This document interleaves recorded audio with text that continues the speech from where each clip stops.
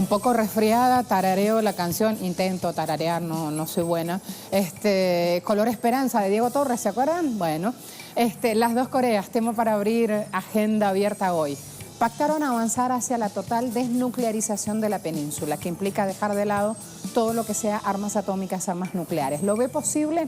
Allí, opciones para que ustedes respondan. Bienvenidos a la hora de ampliar, escribir un poquito más y opinar, sobre todo en el tercer punto, si hay voluntad política o no, si está la mesa servida o no, para trabajar en función de este bienestar y de esta paz que necesitan los ciudadanos de ambos países. Luego, en España hay una decisión, un tribunal constitucional ha suspendido la investidura de Puigdemont. Ya vamos a ir con Joan también a suelo catalán a ver cómo se anuncia esto y cómo se espera la repercusión al hecho. En Colombia hay mucho para decir de cómo está pendiendo de un hilo el acuerdo de paz firmado entre FARC-EP y gobierno colombiano en su momento en La Habana. ¿Se acuerdan? Timochenko se reunió con delegados de la Unión Europea. Allí abordaron distintos temas, entre ellos justamente las dificultades que afronta el proceso de paz. Ayer hemos tenido también la palabra aquí en este espacio de Iván Márquez, la vamos a sumar. También en pantalla de Telesur contamos lo que está pasando en el Catatumbo. No vamos perdiendo los hechos, hoy vamos a incorporar esa información a la hora de hablar con nuestro compañero en Colombia. También hay una situación con Lula da Silva en Brasil que sigue detenido. Un grupo de trabajadores, diputados, ha estado certificando que hay violaciones en el confinamiento de Lula da Silva y se va a presentar un documento pidiendo que justamente esas medidas de reclusión sean suavizadas. Además, en la patria venezolana les hemos contado, hay muchos eventos que se están dando de manera simultánea, entre ellos la inauguración de la Expo Venezuela Potencia 2018. Ocurrió ayer, es la principal vitrina económica y productiva del país. Hoy les preguntamos en Twitter, ¿se abren horizontes económicos alejados del rentismo petrolero?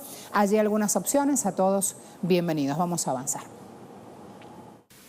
Los líderes de la península coreana, Kim Jong-un y Moon Jae-in, realizan encuentro histórico en la Casa de la Paz, en pos de lograr la desnuclearización a favor de la paz y el progreso conjunto, y así finalizar el conflicto bélico que enfrentó a ambas naciones, que acabó en 1953 con un alto al fuego. Kim Jong-un es el primer líder norcoreano en pisar territorio surcoreano en más de 60 años. Se espera que durante la cumbre ambos planten un árbol de forma simbólica. La semana pasada, Corea del Norte anunció la suspensión de pruebas nucleares y balísticas, además del cierre del centro de test nucleares en el norte del país. El panorama de distensión que aporta ver las imágenes de los líderes que intercambiaron souvenirs cargados de simbolismo. Sobre la mesa, la pregunta que flota es si la paz permanente es posible por medios pacíficos, no militares. Frase expresada por Moon Jae-in el día de ayer. Telesur dice, líderes de las dos Coreas acuerdan cesar hostilidades. Tanto el mandatario norcoreano como su homólogo del sur suscribieron hace muy pocos minutos un compromiso para buscar la paz en la península. Han tenido en pantalla de Telesur con cobertura exclusiva de los hechos. Hubo una declaración conjunta televisada, también la tenían en nuestra pantalla, hablando justamente de suspender cualquier acción hostil entre estas naciones. Igualmente, tanto Corea del Norte como del Sur prometieron buscar la desnuclearización total de la península, así como reducir paulatinamente los arsenales, buscando bajar tensión militar. Sumamos otro medio de comunicación, Sputnik. A esta hora, China espera resultados positivos de la reunión entre las dos Coreas. Ya a esta hora está el anuncio. Este era el momento en el cual la portavoz del ministerio, Hua Chunying, expresaba la esperanza volcada en este encuentro de mandatarios. Poner en marcha un proceso para lograr paz duradera. Muy importante el adjetivo en este caso. Momento histórico que también reflejó Sputnik en su pantalla. Avanzo al siguiente portal a esta hora para ver la disposición Sobre los hechos, vanguardia, las dos Coreas pactan avanzar hacia la total desnuclearización de la península.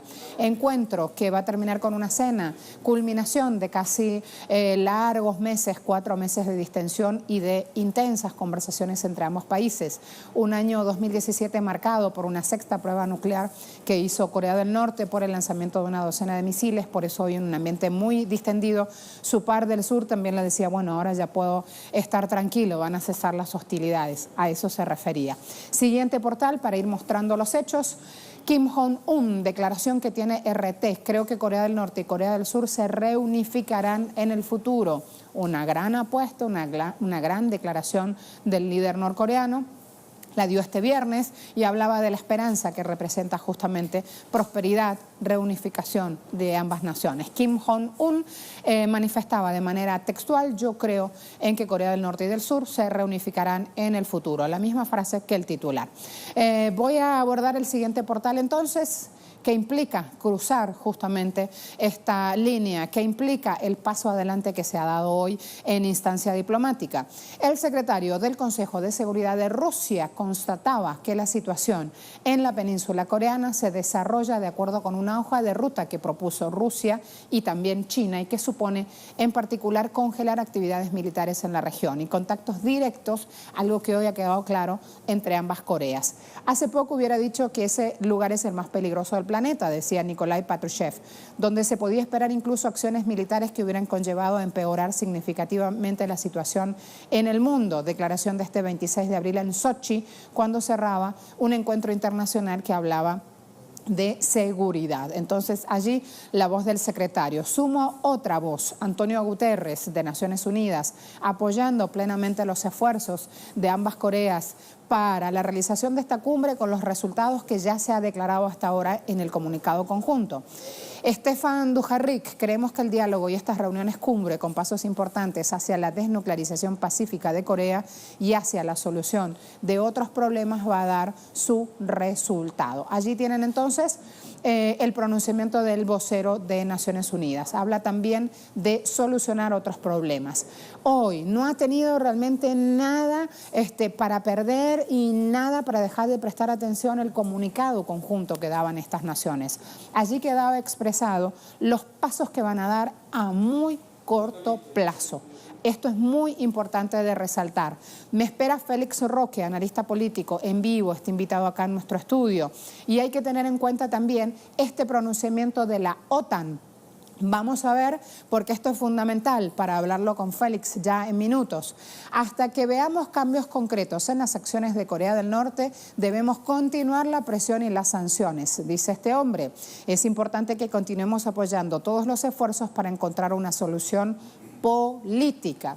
Creo que una de las razones por las que vemos el progreso que hemos visto las últimas semanas es porque ha habido una fuerte presión. Es muy importante esta voz, la voz de la OTAN, justamente refiriéndose al tema. Me voy con Félix Roque.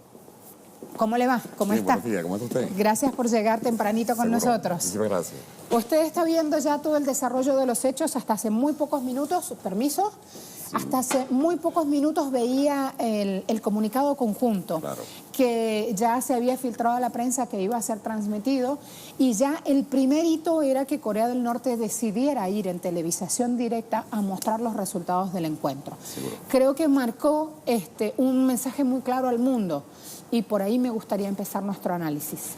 ¿Qué sensación tuvo usted? ¿Qué le pareció? Bueno, primero celebrar la reunión en la península de Corea, como usted sabe históricamente desde 1910 con la invasión de Japón, ha tenido una serie de acontecimientos y de eventos máximos cuando después de la Segunda Guerra Mundial, por reuniones entre Stalin y Truman, deciden la división de la península en las dos Coreas, con la intervención incluso de China en esa guerra que hubo allí, la llamada Guerra de Corea, ¿no? Desde entonces... Perdón que le interrumpa. Estos dos personajes son fundamentales en la historia y siempre apelo a que nos ve gente muy, muy joven. Claro. Con lo cual, cuando hablamos de Stalin y de Truman, ya ahí hay que empezar a notar para justamente ir al origen, seguro. 1910. Sí, por eso quería incluso ubicar un poco el contexto histórico. El contexto histórico, la península coreana fue muy maltratada por Japón, fue fue tomada incluso por parte del imperio japonés como un reservorio de alimentos. Y desde entonces incluso le impusieron un idioma que no es de ellos, le impusieron una cultura que no era la de ellos, le impusieron modos y costumbres que no eran las de ellos. Desde 1953, cuando se firma el famoso armisticio, por cierto, en el mismo sitio donde hoy se está celebrando la reunión entre Kim Jong y Moon In, ningún presidente norcoreano había pisado territorio surcoreano. Y uno de los objetivos, como bien se ha dicho en el comunicado inclusive, es tratar de ver si era posible avanzar en la reunificación de las dos Coreas, aparte de los objetivos militares estratégicos que están inmersos en esa península, como es la desnuclearización, que es una de las tareas que se está planteándose allí, y la posibilidad de una firma de un tratado o acuerdo de paz.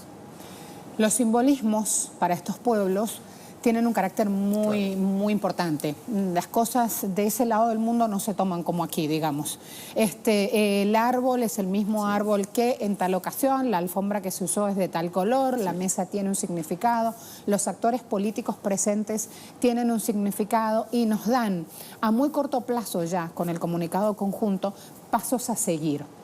¿Cuáles serían los primeros? ¿Por dónde se empieza a bajar tensión? A mí me llamó la atención muchísimo lo que en la reunión de Kim Un y el presidente Xi Jinping de China se dio hace unos días, ¿no?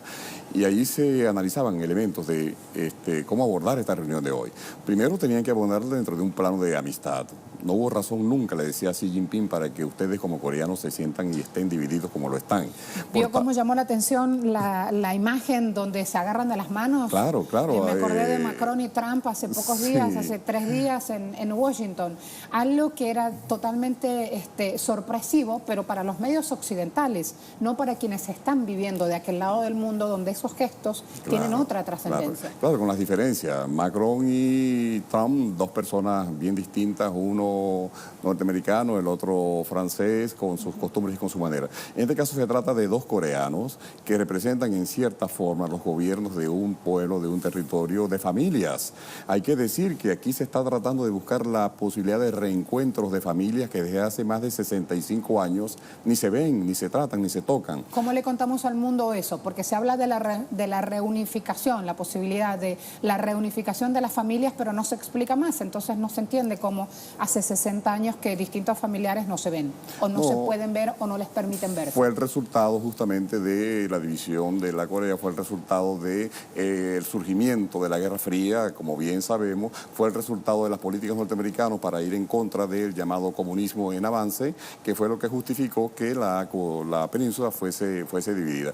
El encuentro de hoy, además de su profundo contenido histórico y de que crea un precedente extraordinario hacia futuro, es también la posibilidad cierta de que en esa zona de fuerte tensión, usted sabe que Corea del Norte colida con Rusia y con China, Corea del Sur colida con el Japón, hay muchos intereses en juego allí. Los Estados Unidos tienen un interés importante en que esta reunión tenga éxito en cuanto a que Corea del Norte ha demostrado tener un arsenal militar muy importante que ellos piensan les amenazan en su territorio. Por lo demás, China también tiene interés en la distinción por cuanto existen un conjunto de islas muy cercanas a la península, en donde China tiene interés tanto incluso en el mar de China, en donde ha habido algunas incursiones norteamericanas. Por tanto, el juego que se plantea en esta zona, geopolíticamente hablando, es demasiado vital. Incluso Vladimir Putin, desde Rusia, observa también, por supuesto, y se ha erigido a través de su canciller Macron en un árbitro de estas conversaciones que se están dando allí. Y es de esperar que en este documento que acaban de firmar, inclusive, haya líneas a futuro para proseguir en ese encuentro en donde los dos gobiernos, los dos pueblos, tienen la posibilidad de reencontrarse nuevamente. En este contexto histórico usted arrancó contándonos que antes Corea del Norte era un reservorio alimenticio. Sí. Y allí mismo se me ocurrió decirle, y hoy por hoy es reservorio de... Bueno, Corea del Norte tiene la particularidad de que tiene reservas energéticas muy grandes, tiene muchísimo uranio, tiene muchísimo acero y ha tenido un desarrollo tecnológico militar muy bárbaro, tiene conocimientos por demás. Inclusive, en equilibrio, Corea del Norte tiene mayor potencialidad que la misma Corea del Sur. Corea del Sur, como sabemos, apuntalada como está, protegida como está por los norteamericanos, Corea del Norte ha asumido una posición mucho más autónoma, mucho más independiente, inclusive después que diríamos, desligó de la ex Unión Soviética y comenzó a forjar su propio destino. Cuando decía que había sido un reservorio de alimentos era porque así fue. Todo el arroz que consumían los japoneses era cultivado en la península y básicamente en Corea del Norte. Y por eso ellos, por supuesto, desataron una guerra de liberación con el líder primigenio que fue Kim Il-sung, abuelo del actual presidente de Corea del Norte, para tratar de lograr su independencia de la explotación que el gobierno japonés, el imperio japonés hacía contra ellos. Digamos, Corea del Sur tiene a Samsung allí arriba al frente con todo lo que es producción tecnológica. Y Corea del Norte guarda conocimiento tecnológico que no lo pone a disposición de Estados Unidos. Claro. Y que va a intentar barrer un poquito, sondear ahí Trump, que está buscando que de hombre cohete ha pasado a decirle hombre honorable a Kim Jong-un. Sí. ¿Cómo ve esa preparatoria para el encuentro de Corea del Norte y Estados Unidos? Sí, hay una reunión aún sin fecha y aún sin lugar entre Trump y el presidente norcoreano.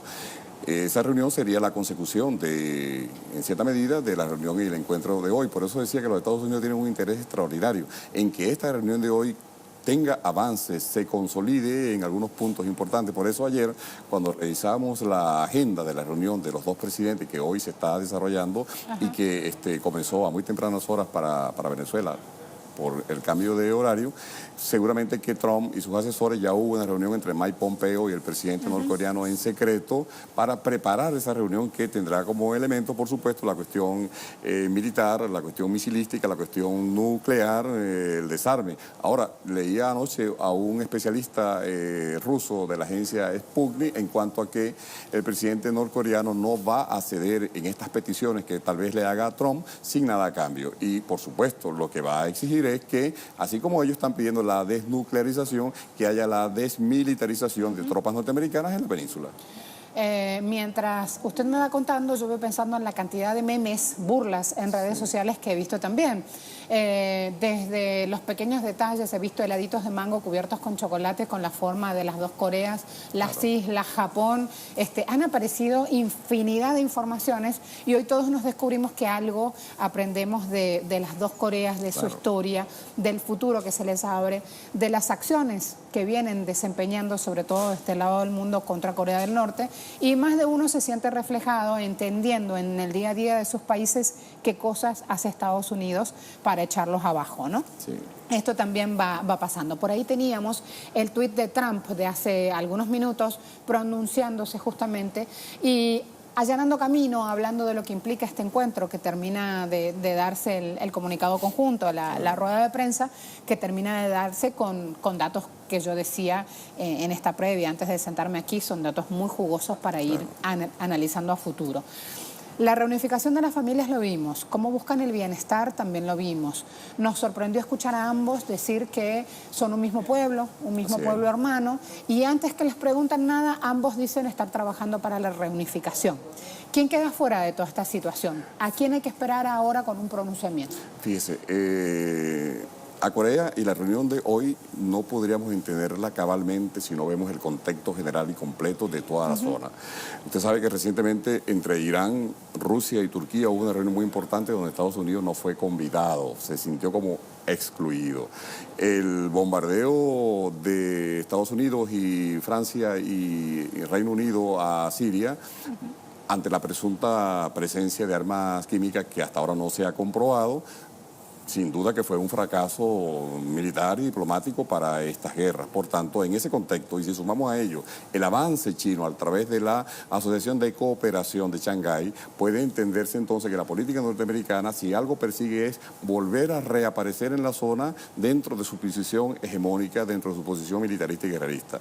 Que hoy las dos Coreas se hayan reunido y que esas líneas de unificación, de paz, de armonía, de amistad, de reencuentro, esa simbología sembrando un pino que va a ser regado con agua de los dos países, con tierra de los dos países, ya demuestra que en el lenguaje diplomático hay una lectura que darle a esto. Es decir, los pueblos amantes de la paz están buscando caminos muy propios, muy distintos, muy al margen de quienes han hecho de la industria armamentista de la guerra una posibilidad de lucro, qué bueno entonces que esta reunión se celebre en ese marco y qué bueno que pronto en las lecturas seguidas hayan nuevos encuentros parecidos, semejantes y quizás mucho más profundos. Y que esta unificación que se persigue pueda darse y que los coreanos del sur y los coreanos del norte puedan abrazarse como siempre pudieron hacerlo durante miles de años porque fueron un solo país. Nosotros preguntamos en Twitter, las dos Coreas hoy pactaron avanzar hacia la total desnuclearización de la península. Les hemos preguntado, ¿esto es posible? Vamos a ir a ver las respuestas, porque una de las opciones era justamente poner sobre la mesa si hay voluntad política. ¿Usted qué respondería? ¿Será posible a corto plazo? ¿Hay voluntad política? ¿Cómo lo ve? Creo que voluntad política la hay. Ahora, a corto plazo no creo que sea posible por ahora. Creo que es un tema largo. Esto hay que irlo macerando como los grandes temas de la diplomacia mundial. Por tanto, tenemos esperanza, somos optimistas, pero obviamente, por supuesto, también tenemos los pies en la tierra para entender que estos pasos los irán dando los coreanos y los otros factores que estén involucrados en este problema global en la medida en que ellos puedan irse desarrollando. Una solución, digamos que puesta para una fecha y para un día determinado, por ahora no la vislumbramos. Por favor, permítanme los resultados a la pregunta en Twitter. Solo vimos voluntad política 46%. Permítanme los otros resultados también, así puedo verlos y puedo leerlos desde aquí. A ver, ¿quiénes están diciendo 42% sí es factible, 14% no es inviable, 44% o 46%, en verdad ya hay voluntad política? Todo esto es muy rápido y van ustedes interactuando en redes. El tuit de Trump, si lo tenemos graficado, lo usamos, y lo usamos ya para cerrar el tema y luego agradecerle al profesor por estar con nosotros. Después de un año de intensos lanzamientos de misiles y pruebas nucleares, se está llevando a cabo una reunión histórica entre Corea del Norte y el Sur. Las cosas buenas están sucediendo, dice Trump, pero solo el tiempo lo dirá. Enigma abierta, ahí queda. Con esto quiere decir, cuando yo me reúna, veamos cómo serán las cosas, y nos da también otra lectura y también en términos diplomáticos. Sí. Sorprende este tono de Trump. Claro. El que siempre vocifera y habla de otra manera, este tono de cautela. Él debe entender que con bravuconerías la diplomacia no camina. Gracias, profesor. A usted. Está con nosotros entonces terminando este análisis. Los acompaño a seguir en pantalla. Ya regresamos. Una vuelta rápida por las corresponsalías que tiene Telesur ubicadas en todo el mundo. Nos vamos a ir de inmediato con nuestro compañero Joan Ortiz. Hay una decisión, un tribunal que suspendió la investidura de Puigdemont, tema catalán por excelencia, nuestro especialista. Joan. ¿Qué tal? ¿Cómo estás? Te saludo desde Barcelona. Como te comentaba, el Tribunal Constitucional impedirá que Carles Puigdemont sea elegido presidente. Es una voluntad que tenía el gobierno del Partido Popular y ya lo había dicho públicamente.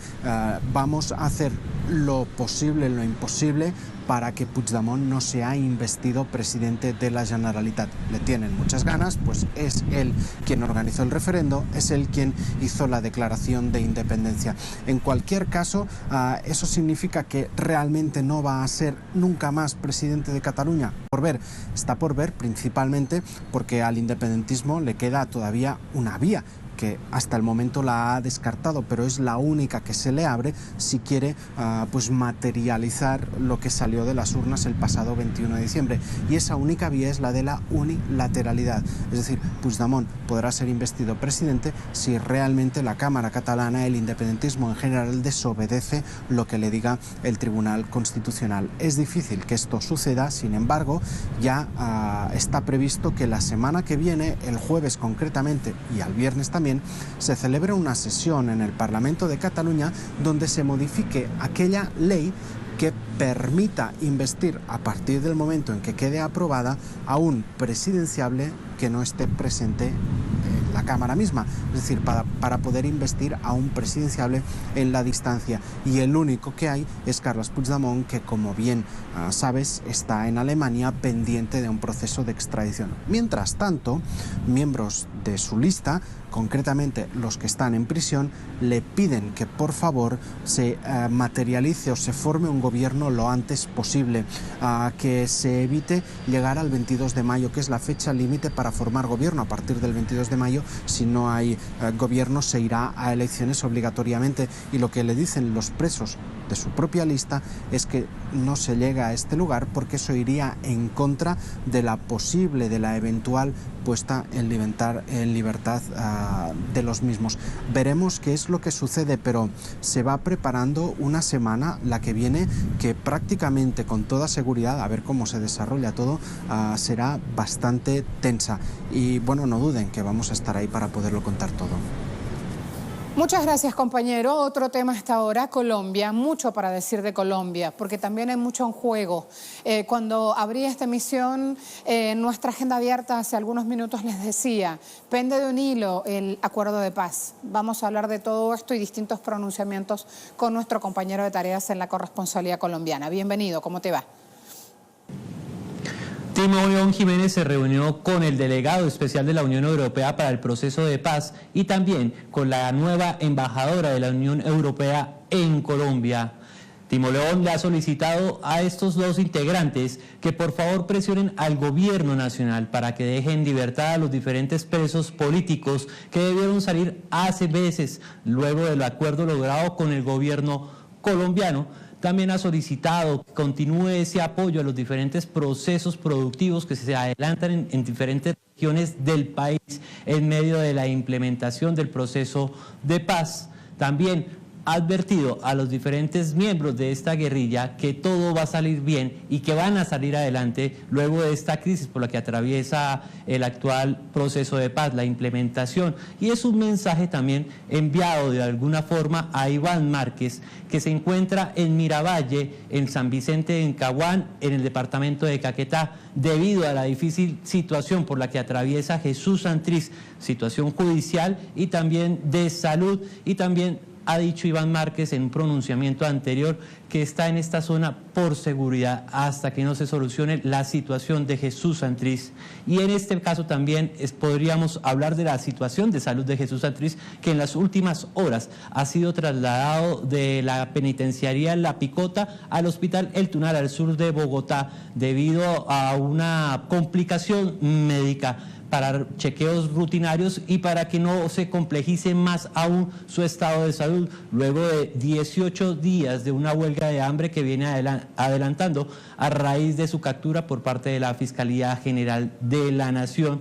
En otro orden de ideas, de noticias, en Colombia sigue la zozobra de los pobladores de la región del Catatumbo, debido a que ayer jueves, después de las 6 de la tarde, el Ejército Popular de Liberación, EPL, retomó las acciones armadas contra el ELN. Recordemos que esto ha generado el desplazamiento de más de 7.000 personas en la región, un paro armado indefinido que tiene en zozobra a esta región del país, que no ha dejado que más de 44.000 niños puedan seguir con sus estudios normales en diferentes municipios, y también en ese sentido más de 2.885 maestros le han dicho a las autoridades que no regresan a ningún municipio del Catatumbo porque no hay garantías de vida para ellos y para sus estudiantes.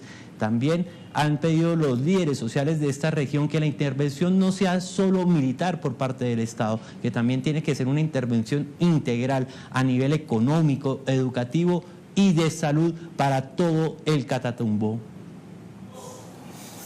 Ahí tenían a nuestro compañero de tareas. Hay mucha información también sobre lo que está pasando en Brasil. Me voy de inmediato con André, así puede adelantarnos un poquito y ya vemos repercusiones, cuando quieras.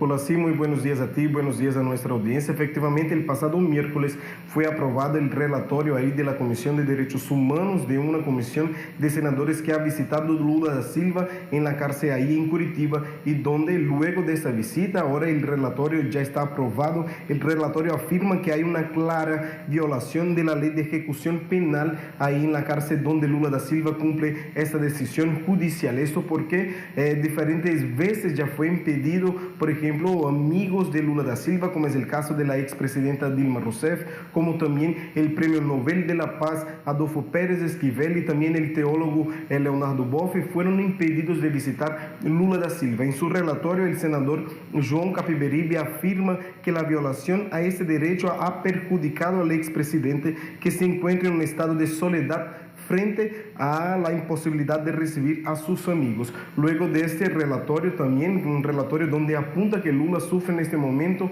un estado de aislamiento, donde está impedido de recibir a sus amigos, lo que estaría violando claramente la ley de ejecución penal. Ahora esta comisión enviará este relatorio a la Policía Federal aquí del estado, aquí de Brasil, en el estado de Paraná, donde pedirá, solicitará que Lula da Silva amplíe, que la justicia amplíe la visita de los amigos de Lula da Silva, ya que critican que este estado de aislamiento sería por motivos políticos para aislar aún más Lula da Silva, que recordemos es el principal candidato a las elecciones presidenciales aquí en Brasil. O sea que ahora este relatorio que ya está, fue aprobado en la comisión, será enviado a la Policía Federal, donde pedirán, solicitarán que amplíen estas visitas y además denuncian que esto sería un estado político, un estado de persecución política contra el expresidente, que estaría impedido de recibir a sus amigos, lo que estaría claramente violando la ley de ejecución penal. Esta fue la decisión de esta Comisión de Derechos Humanos del Senado, que será ahora enviada a la Policía Federal aquí de Brasil. Adelante. Muchas gracias. También estaba mirando la cantidad de cartas, esto en redes sociales, lo que trasciende. Ayer leyó también el expresidente brasileño cartas en voz alta de personas que le declaran su amor. También hay titulares en los diarios de esta región de más de 3.000 cartas donde distintos ciudadanos del mundo le hablan de amor a Lula da Silva y lo acompañan en este momento. Dejo nuestras corresponsalías, dejo este espacio de las noticias, me cambio, vénganse conmigo, al mundo deportivo. A ver, don Yuki, ¿cómo andás? ¿Mejor? Aquí ¿Sí? un poquito mejorando. Me contagiaste el resfrío y te fuiste, ¿oíste? Exacto, te dejé allí. Sí, claro, eso pasó, ¿eh? Sí. Se viene el reproche. Exacto. Bueno, gracias, Juan. Mira, vamos a hablar, vamos a comenzar. Punta de jengibre y cero antialérgicos. Así exacto, es mejor, lo natural es mejor. De hecho, el jengibre cae buenísimo. Me encanta, desde que descubrí el jengibre, una raicita, yo sé que en otros puntos del mundo ni nada, y si le ponen cocuy arriba o alguna otra bebida caliente, también hace muy bien al cuerpo. Sí, a eso voy el fin de semana y me curo de todos los males. Una vez. Sí. Exacto. Pero avance nomás, mi amor. ¿Usted qué elige para transpirar la camiseta? Vamos a comenzar hablando precisamente ahorita de ciclismo. Más adelante te voy a comentar algo para que lo hablemos, que está dándole también vuelta al mundo del fútbol. Cuando quieras, todo Vamos, tuyo. Exacto. Comenzamos hablando del pedal, pues de noticias del pedal en el Tour de Romandía. Este jueves se vivió ya la segunda etapa y ahí el colombiano Egan Bernal mantiene su constancia, resaltando como el mejor latino de la jornada.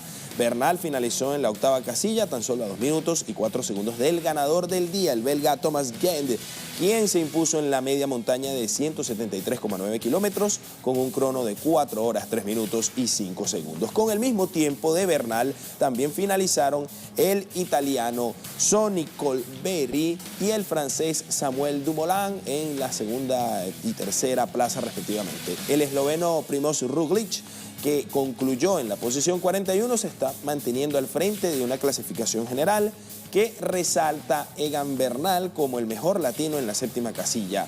La tercera etapa se estará disputando este viernes en las localidades de Ollón y Villars con una contrarreloj individual de 9,9 kilómetros.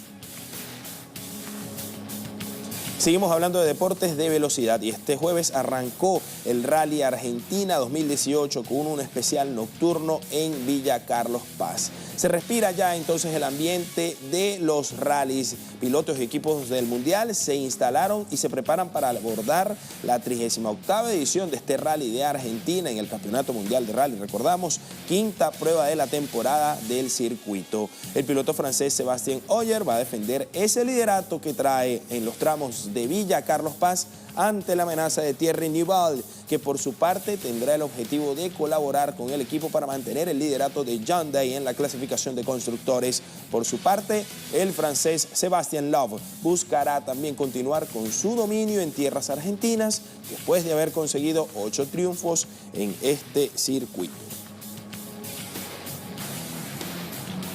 Y hablamos de informaciones del tenis con autoridad. Rafael Nadal clasificó a la cuarta ronda del ATP 500 del Abierto de Barcelona, cuartos de final en este certamen de tierra batida. Sigue la racha para el número 1 del mundo del planeta del tenis. Rafa Nadal volvió a triunfar con un claro y contundente 6-1 y 6-3 a García López. Con este triunfo aumentó el récord histórico a 40 sets ganados y seguidos en arcilla.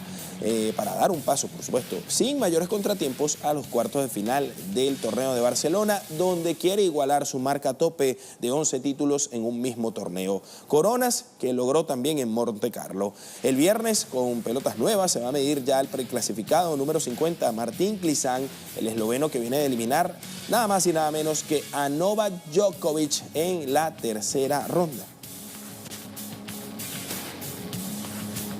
Y fíjense en esto que vamos a comentar, de hecho también hago la invitación para hablarlo, Marcela. Esto fue lo que dijo un niño joven, un niño previo a conocer al astro del fútbol, Diego Armando Maradona, por supuesto, un niño que de hecho nació sin piernas, es un niño discapacitado. Vamos a escuchar lo que dijo. Hola, mi nombre es Ali. Me gusta mucho jugar al fútbol. Tengo un sueño, quiero conocer a Diego Maradona. Por favor.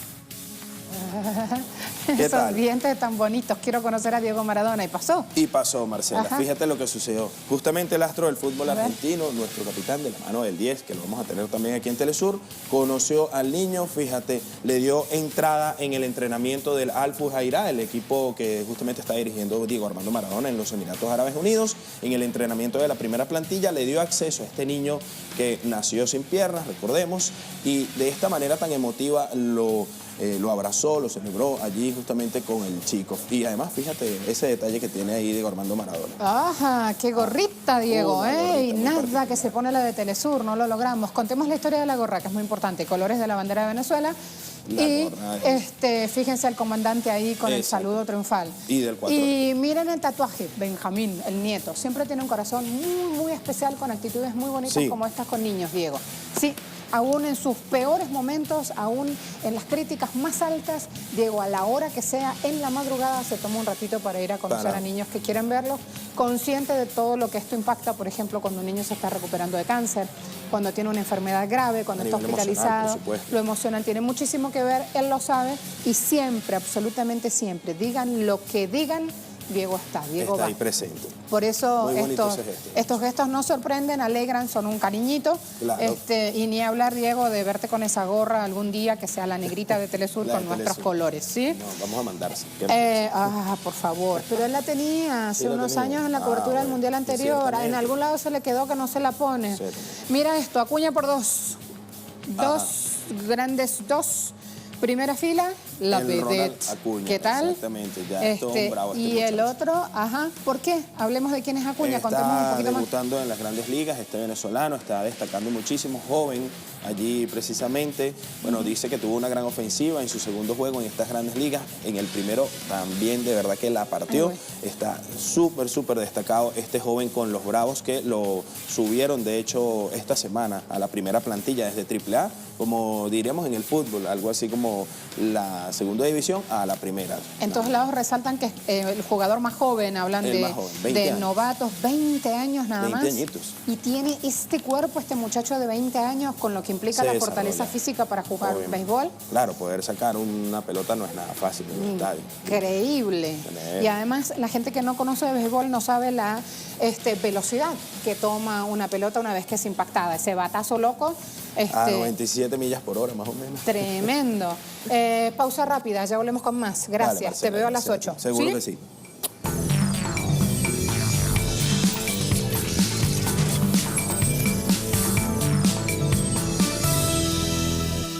Empresarios y productores privados de Venezuela se reúnen para mostrar sus iniciativas y avances. En la segunda edición de la Expo Venezuela Potencia, un encuentro donde más de 300 empresas vinculadas a los denominados 16 motores económicos muestran las capacidades productivas de esta nación suramericana. De esta manera, el gobierno venezolano espera resaltar ante el mundo las diversas potencialidades de su país más allá de la explotación petrolera. Recordemos que esta iniciativa surgió como una forma de combatir el bloqueo económico internacional que sufre Venezuela desde hace unos años, demostrando así el compromiso del presidente Nicolás Maduro a construir un modelo económico más diversificado. A ver, vamos a empezar chequeando algunos portales, en este caso venezolanos. Correo del Orinoco. Arrancamos ahí. Titular. El presidente de Venezuela, Nicolás Maduro, inauguró este jueves Expo Venezuela Potencia 2018 en el Poliedro de Caracas, que es un espacio inmenso para quienes no conocen Venezuela o no conocen el Poliedro. Allí, empresarios y productores de ambos sectores, público y privado, muestran todos los avances. Digo muestran porque está recién inaugurada, hay unos días más para echarse una vueltita por allí y conocer. Muestran todos los avances logrados en la construcción de este nuevo modelo económico productivo al que se apunta. Ha dicho ayer el presidente Maduro, Venezuela necesita una economía sana. Se deben construir bases de una nueva economía, una economía al servicio de la sociedad y del pueblo, no al revés, no al servicio de los que roban a las economías. A ver. El Mundo, Piñate, Expo Venezuela mostrará la economía potente para los próximos años. Piñate es Eduardo Piñate, presidente de la Comisión de Economía de la Asamblea Nacional Constituyente, que daba esta declaración y decía también que el presidente Maduro insiste en que este va a ser el año de la recuperación económica. Prensa Latina, destaca Maduro impacto del criptoactivo venezolano, el Petro. Es el rey de los negocios hoy por hoy, Petro. Petro con láminas de oro, Petro para pagar combustible, Petro para. La idea es instalar en el uso el Petro ya con nosotros. El presidente destacó en la inauguración, el Petro cerró en 3.338 millones de dólares sus órdenes de compra. Precisó primeras negociaciones, obtuvo el Estado recursos por 1.738 millones de dólares usados para comprar alimentos e insumos industriales. Fondos adquiridos permitirán inyectar, y esta es la cifra que está retumbando por el mundo, 1.000 millones de dólares al Banco Central de Venezuela para incrementar reservas y fortalecer el DICOM, que es el tipo de cambio que opera en este país. El presidente además aprobó la certificación de 16 casas de cambio digitales para facilitar operaciones con este criptoactivo. Luego, RNB, Radio Nacional de Venezuela, Fondo Industrial y Económica de Inversión en Petro fortalecerá industria nacional. Este medio de comunicación lleva en esta publicación toda esta decisión de crear este fondo, de otorgar a los empresarios nacionales un préstamo para servir de base y que desarrollen sus actividades comerciales. También se indica aquí que este tipo de iniciativas buscan fortalecer soberanía ante los embates del imperio y de sus aliados contra la economía de este país. Hay una agenda en marcha, vénganse para acá. No es nuevo, pero si no está siguiendo el tema es importante tener en cuenta lo siguiente. ¿Por qué se habla de construir futuro? Porque hay ya un trabajo donde están sentadas las bases para encaminar justamente el manejo de la economía en el país. Cuando se crea esta agenda, que es la agenda, debía decir acá, no la agenda económica bolivariana, se crea esta agenda para constituirla como un instrumento de construcción de este nuevo modelo de producción que apunta al bienestar del pueblo, que enfoca 3 ejes fundamentales: desmontar sistemas económicos actuales asociados con el rentismo para superarlo y para desarrollar la economía con 15 motores. Cuando hablamos de motores, vamos a ver, son 15 enfocados en sectores agroalimentario, farmacéutico, industrial, exportaciones, que es lo que busca sí o sí esta nueva edición de esta exposición. Nuevas fuentes de divisas, economía comunal, hidrocarburos, petroquímicas y también esta fuente de divisas tan importantes como lo es el turismo. Banca pública y privada también están allí incluidas. ¿Por qué? Porque es sabido que para apalancar crecimiento se necesitan justamente de estos actores fundamentales como son banca pública y privada, y como se necesita también el arranque de las industrias básicas, estratégicas y que tengan carácter socialista. Me acompaña ya en nuestro estudio, en nuestro espacio de análisis, Micaela Ovelar, politóloga, magíster en Relaciones Internacionales, con amplia experiencia justamente a la hora de gestar estos procesos como el que estamos desarrollando hoy. Me voy con ella ¿Cómo te va? Primera vez que nos conocemos. Gracias por venir hoy tempranito. Gracias. En realidad, es la culminación de esta exposición de una larga jornada de trabajo, que no es un día o dos, porque no se prepara una expo con ese tiempo. Hace rato ya que vienen trabajando distintos sectores gubernamentales para lograr lo que ayer mismo el presidente Maduro decía ya es un hecho, que es tener el petro consolidado en el plano internacional y lograr también más exportaciones. Titular de Correo del Orinoco, 3.338 millones de dólares ingresaron por venta del petro. Esto ya le da a Venezuela una vitrina, allí la imagen también la tienen, le da una vitrina impresionante. ¿Coincides conmigo, Micaela? Sí, exacto, en todo realmente. Tenemos mucho tiempo, o el gobierno venezolano tiene mucho tiempo haciendo expos productivas por estado. Entonces ha habido Expo Aragua, Expo Bolívar, Carabobo, es decir, llevamos varios años en esto, y a nivel Venezuela, digamos, potencia, Expo Venezuela Potencia, pues esta es la segunda edición. Y por supuesto ha mejorado, ¿no?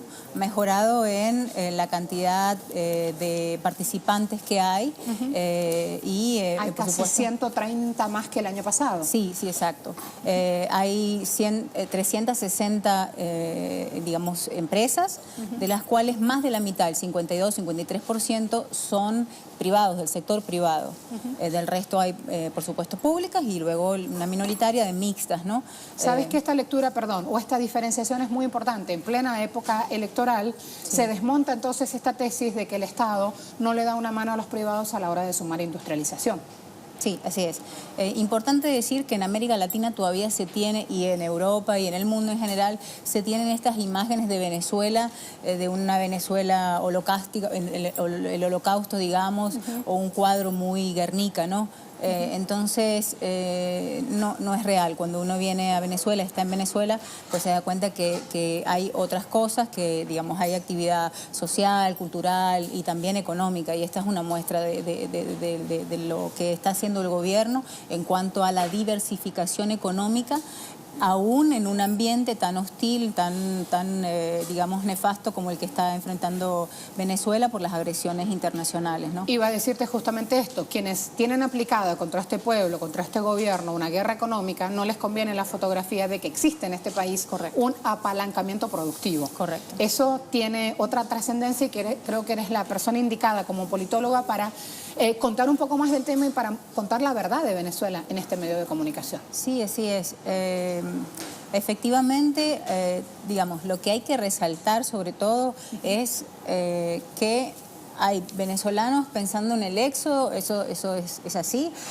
Digamos, Venezuela es un país libre, la gente puede ir y venir a donde quiera y como quiera, pero también hay gente que está enfocada en trabajar, en quedarse en el país y en producir, ¿no? El gobierno, por su parte, ha planificado a través de sectores productivos, ha planificado a través de la agenda económica bolivariana, y bueno, esta es la expresión máxima de esto, ¿no? Del esfuerzo tanto del sector público como del privado.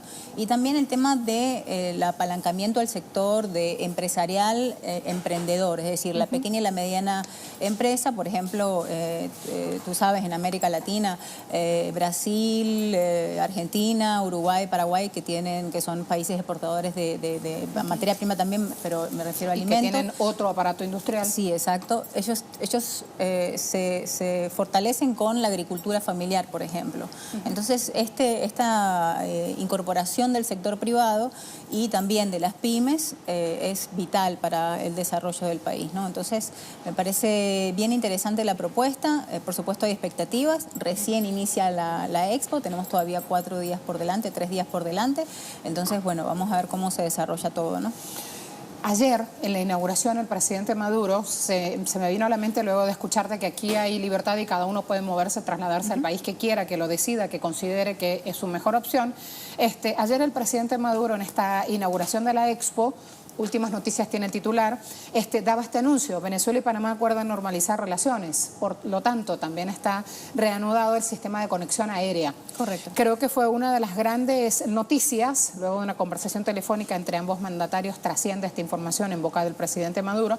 Creo que fue una de las grandes noticias y sobre todo la importancia, un concepto que decía el presidente Maduro, de poner la economía en función de la gente, en función de quienes habitan justamente esta tierra y no que sea al revés, con lo cual se echa abajo esta idea de caja negra que hay sobre la economía. Creo que ese es un buen punto también, empezar a sumar información sobre el aspecto económico que se está dando en Venezuela, donde, sin dudarlo, porque después no quiero que me tuiteen, ¿en qué país vives, Marcela? No vivo en Argentina, vivo en Venezuela desde hace 13 años, eso empecemos por ahí. Tengo claro que el cartón de huevos está 1 millón de bolívares, señores, sí, es verdad. Tengo claro la estampida de precios y tengo claro también quién actúa desde el poder económico para que esa situación se dé. Creo que en el contexto de guerra económica es fundamental abrir el espacio abasteciendo el mercado nacional para luego ir a la exportación, que estos también eran datos fundamentales aportados ayer por el presidente Maduro. Exacto, exacto. Varias cosas, ¿no? Con lo que lo comentas, pero digamos, de las líneas tenemos el petro como punta de lanza para combatir, para dos cosas, ¿no? Para el ingreso de los medios tecnológicos, el manejo de la minería digital y todo el conocimiento, digamos, del saber hacer, el know-how de la minería, de las criptomonedas. O sea, el petro como lanza, como punta de lanza para romper el bloqueo. No es minería de pico y pala, sino minería de minar bitcoins, para que se venga al imaginario colectivo lo que estamos hablando. Bueno, el presidente también habló de las granjas, ¿no? De hablar de crear estos laboratorios, granjas de formación para la minería.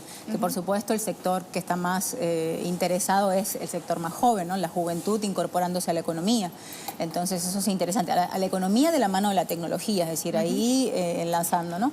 Pero también tenemos la reconversión monetaria, el bolívar soberano, que no es la solución total, sino que es una parte de un todo, un sistema, de una serie de medidas que está tomando el gobierno venezolano para combatir la crisis o la guerra económica. Que casualmente este tema de guerra económica en un momento fue muy criticado como categoría, ¿no? Como concepto. Sí, como concepto, como categoría fue muy criticado. No es una guerra económica, es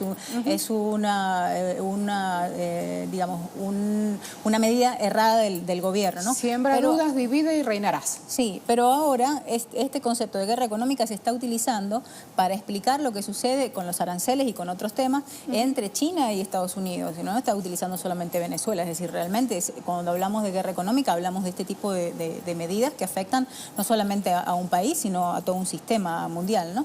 Entonces, bueno, tenemos también la reconversión, tenemos el tema del arco minero, incluso, pero por sobre todas las cosas, la incorporación en la economía del petro.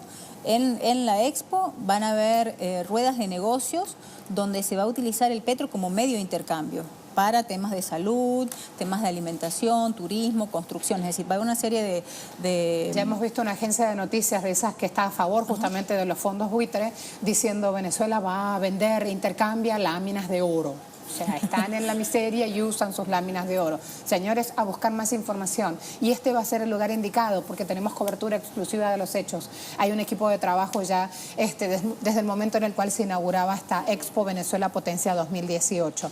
Y hay también una pregunta en Twitter. Con esto voy cerrando el tema. Sí. Ya nos despedimos, Micaela. Voy a la pregunta en Twitter. Se abren nuevos espacios buscando justamente otra historia, salirnos de este guión anunciado de nuevos horizontes económicos alejados del rentismo petrolero. Ahí la pregunta, ahí las respuestas también. Fíjense cómo 49% dice hace falta más. Es verdad, coincidimos, pero también decimos sí, el petro es éxito, porque lo que es la realidad, hay que decirlo, 35% de ustedes lo dicen. Y luego 20% dice sí es posible encontrar nuevos horizontes. Creo que es un buen cierre, planteado así en Twitter desde hace minutos la pregunta. ¿Nos vamos a estar viendo los próximos días? Perfecto. ¿Nos vamos a ver en el Poliedro también? Sí, brevemente. A los que no tienen la posibilidad, pantalla de Telesur, sobre todo los venezolanos que están afuera residiendo y quieren saber lo que pasa en el país y contar la verdad de los hechos. Me voy con Daniela. Por favor, Micaela, aquí me esperas vénganse conmigo, va Dani con las noticias desde el sur, hay mucho para decir. Bienvenida, mi amor. Gracias, buenos días. Me voy con mi invitada. Seguro. Hasta pronto a todos. A todos ustedes, feliz día, veamos titulares.